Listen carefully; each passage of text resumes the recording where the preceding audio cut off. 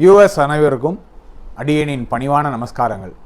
இதுவரைக்கும் ராசி மண்டலத்தை பற்றி பார்த்தோம். ராசி மண்டலத்தை எப்படி பிரிக்கிறதுன்னு பார்த்தோம். பாவங்கள்னால் என்ன அப்படின்றது பார்த்தோம். ராசி மண்டலத்துக்கும் பாவங்களுக்கும் உள்ள வேறுபாடுகளை பற்றி பார்த்தோம். லாஸ்ட் வீடியோவில் நான் சொல்லியிருப்பேன், அடுத்த சாப்டர் ரொம்ப முக்கியமானது, காரகங்களை பற்றி பார்க்க போகிறோம் அப்படின்னு சொல்லி. அதுக்கு முன்னாடி ஒரு சின்ன விஷயம் உங்ககிட்ட ஷேர் பண்ணணுன்னு இருக்கேன். பாரம்பரிய ஜோதிடத்துக்கும் சார ஜோதிடத்துக்கும், அதாவது கேபி முறை, அதுக்கும் உள்ள வேறுபாடுகள் என்ன அப்படின்னு. சாதாரணமாக ஜோசியர்கிட்ட கொண்டு போய் நீங்கள் ஜாதகத்தை கொடுத்தீங்கன்னா, பாரம்பரிய முறையில் ராசி கட்டம் நவாம்ச கட்டத்தை வச்சு தான் ஜாதகமே சொல்லுவாங்க உங்களுக்கு. அந்த பாரம்பரிய முறையில் உங்களுக்கு துல்லியம் அப்படின்றத பார்த்தா ரொம்ப கம்மி தான். ஏன் அந்த காரணம் அப்படின்னா, லக்னம் நட்சத்திர பாதத்தை கடக்கிறதுக்கு 13 நிமிஷம் தோராயமாக ஆகிறது. இந்த பாரம்பரிய முறையில் நட்சத்திர பாதம் மாறும்போது தான் உங்களுக்கு அந்த நவாம்சத்திலே வேறுபாடுகள் தெரியும். அதாவது 13 நிமிஷம் கழித்து தான் அந்த நட்சத்திர பாதமே மாறும். அப்போ அந்த 13 நிமிஷத்துக்கு உள்ளே பிறக்கக்கூடிய எல்லா குழந்தைகளுக்கும் ஒரே மாதிரியான ஜாதக கட்டம் தான் தெரியும். ராசி கட்டமும் சரி, நவாம்ச கட்டமும் சரி, அந்த 13 நிமிஷத்துக்குள்ள மாற்றமே இருக்காது. அப்படி இருக்கும்போது அந்த 13 நிமிஷத்துக்குள்ளே பிறக்கக்கூடிய ஒரு 4 பேர் பிறக்கிறாங்கன்னா, அந்த 4 பேருக்கும் ஒரே மாதிரியான பலன்கள் இருக்குமா சார்? நான் அப்படி கிடையாது. ஒவ்வொரு ஜாதகத்துக்கும் பலன்கள் வேறுபாடு இருக்கும். ஒவ்வொரு ஜாதகருக்கும் கொடுப்பினை வேற வேற அப்படின்றது தான் உண்மை. அந்த காலத்தில் அந்த பாரம்பரிய முறையெல்லாம் சாத்தியமாச்சு. இப்போ இருக்கிற நவீன காலத்துக்கு இந்த பாரம்பரிய முறை பலன்களை சரியாக சொல்ல முடியாது.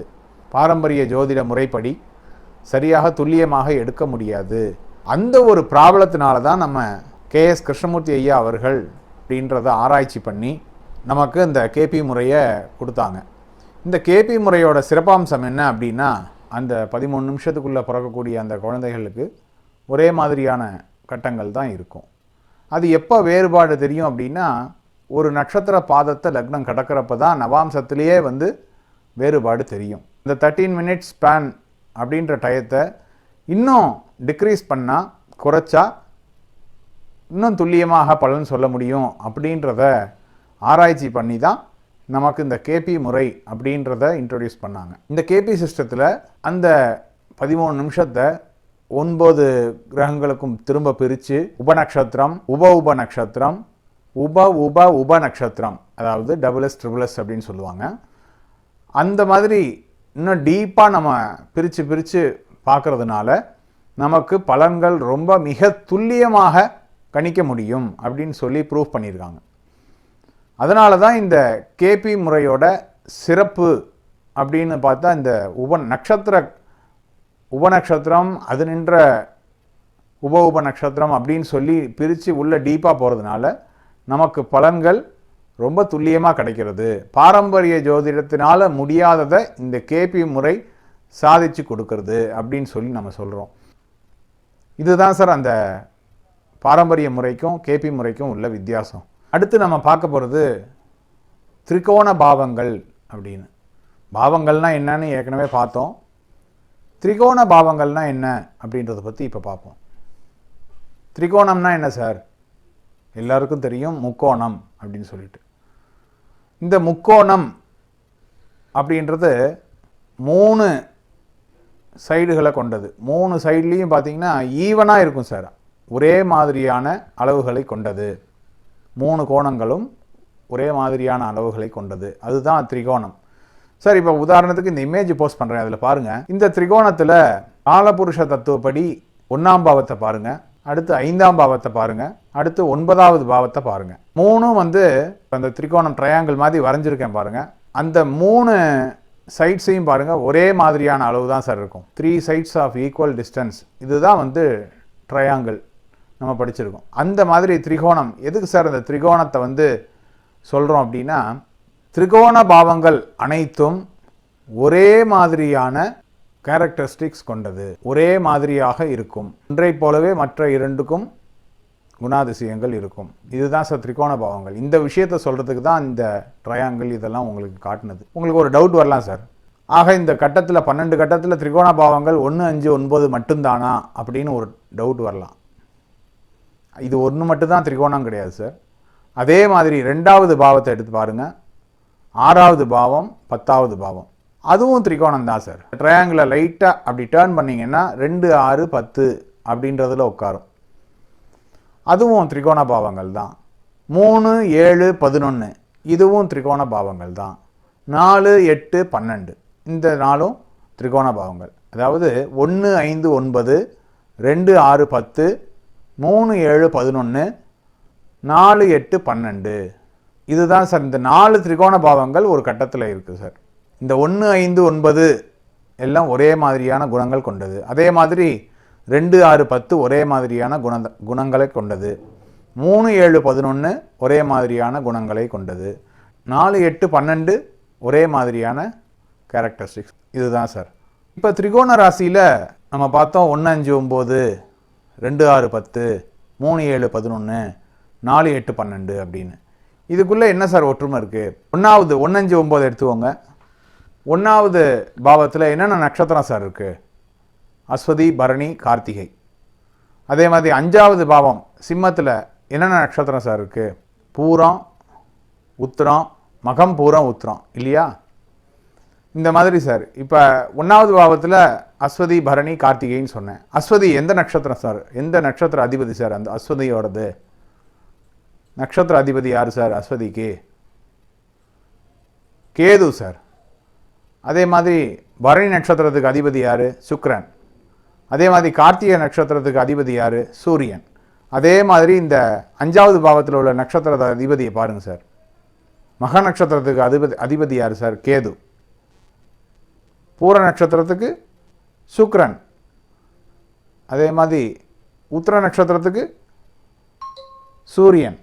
இந்த மாதிரி ஒவ்வொரு கேந்திரத்தில் உள்ள நட்சத்திர அதிபதி பார்த்தீங்கன்னா ஒரே மாதிரி இருக்கும். நான் ஏற்கனவே உங்களுக்கு வீடியோவில் சொல்லியிருப்பேன். நட்சத்திர அதிபதி அப்படின்னு சொல்லி அஸ்வதி, மகம், மூலம், கேது, பரணி, பூரம், பூராடம், சுக்ரன், கார்த்திகை, உத்திரம், உத்திராடம், சூரியன் அப்படின்னு சொல்லி அதை மனப்பாடமாக வச்சுக்கோங்கன்னு ஏற்கனவே சொல்லியிருந்தேன். அதை மனப்பாடமாக பண்ணியிருந்தீங்கன்னா இந்த திரிகோணத்தில் இருக்கிற நட்சத்திர அதிபதி நட்சத்திரங்கள்லாம் என்ன என்ன அப்படின்னு சொல்லி ஈஸியாக புரியும் உங்களுக்கு. இதுதான் சார் திரிகோண பாவங்கள் அப்படின்றது. அடுத்தது கேந்திரம் அப்படின்றத பற்றி பார்ப்போம். இந்த இமேஜ் போஸ்ட் பண்ணுறேன், அதை பாருங்கள். காலபுருஷ தத்துவப்படி கேந்திரம் அப்படின்றத நான் ஹைலைட் பண்ணி காட்டியிருப்பேன். 1வது பாவம், 4வது பாவம், 7வது பாவம், 10வது பாவம். 4 நாளாக இன்க்ரீஸ் பண்ணிக்கோங்க சார். 1வது பாவத்துலேருந்து 4 நாளாக கூட்டிக்கோங்க. அதுதான் கேந்திரம். 1, 4, 7, 10 இந்த நாளை அந்த 1, 4, 7, 10 இந்த 4 கட்டத்தையும் பாருங்களேன் சார். எப்படி தெரிகிறது? 4 தூண்கள் மாதிரி தெரியும் சார். இந்த 4 தூண்கள் இந்த ஜாதக கட்டத்தில் 4 தூண்கள் மாதிரி தெரியும். 4 ரொம்ப முக்கியமான பாவங்கள் சார். 1, 4, 7, 10 அதனால தான் இந்த கேந்திரம் அப்படின்னு சொல்கிறாங்க. இதை தெரிஞ்சு வச்சுக்கோங்க. பாரம்பரியத்தில் யூஸ் பண்ணுறது நமக்கு என்னன்றதை தெரிஞ்சுக்கணும் அப்படின்றதுக்காக. அதே மாதிரி கேந்திரமும் 4 நாளாக கூட்டிக்கணும் சார். இப்போ 1, 4, 7, 10 மாதிரி ஒரே கேந்திரம் தான் இருக்கா அப்படின்னா அது கிடையாது சார்.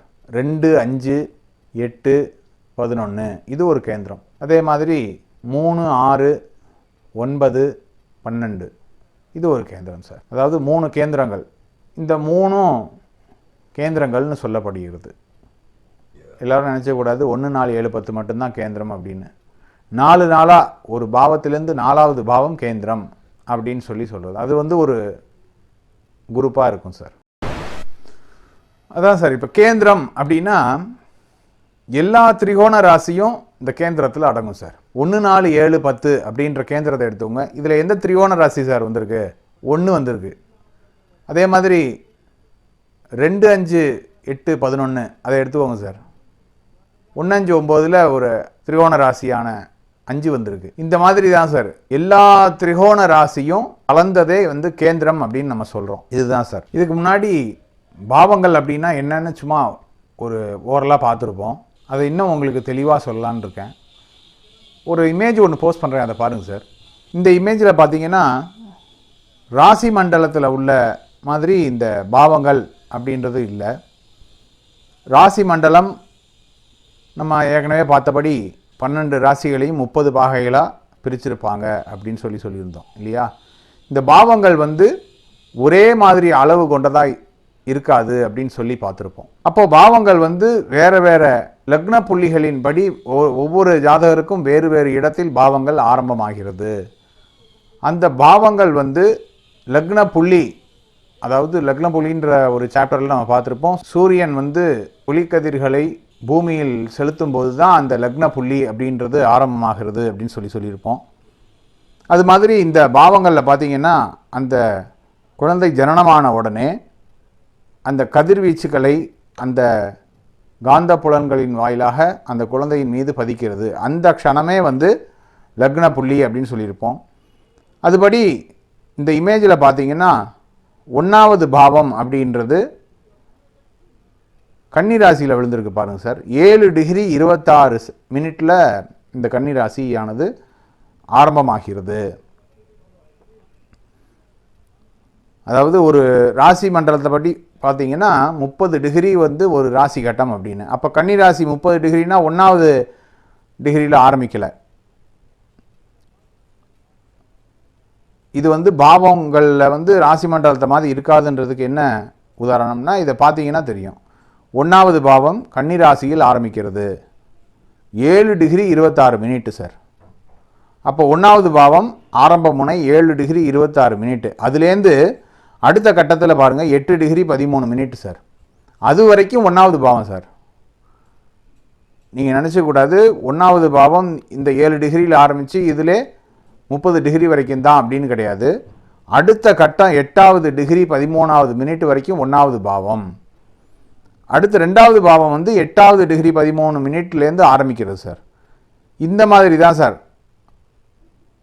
ஒரு பாவம் வந்து வேறு வேறு டிகிரியில் ஆரம்பித்து சமபங்குகளாக இருக்காது. இதில் உள்ள டிகிரியும் இதில் உள்ள பங்கும் அது அடுத்த கட்டத்தில் இருக்கக்கூடிய பங்கும் வேறுபடும். இதுதான் அந்த பாவத்தை நான் ஏற்கனவே சொல்லியிருந்தேன். இந்த மாதிரி பாவத்துடைய எதிரெதிர் முனைகள் பார்த்திங்கன்னா சமபங்குகளாக ஒரே மாதிரியாக இருக்கும். இப்போ இதை பார்த்தீங்கன்னா இந்த கன்னிராசியில் 1வது பாவம் 7 டிகிரி 26 மினிட்டில் ஆரம்பிக்கிறது சார். அதே மாதிரி 7வது பாவத்தை பாருங்கள், 7 டிகிரி 26 மினிட். சரியாக இருக்கா சார்? அதே மாதிரி 2வது பாவத்தையும் 8வது பாவத்தையும் பாருங்கள், ஒரே டிகிரியில் ஆரம்பிக்கிறது. கரெக்டாக சார்? 3வது பாவத்தையும் 9வது பாவத்தையும் பாருங்கள், ஒரே மாதிரி டிகிரியில் இருக்குது. அதாவது எதிரெதிர் முனைகள் ஒரே மாதிரியான பங்குகளை கொண்டது. நெக்ஸ்ட் டாப்பிக்கில் வேற ஒரு சுவாரஸ்யமான விஷயத்தை பார்க்கலாம். நன்றி.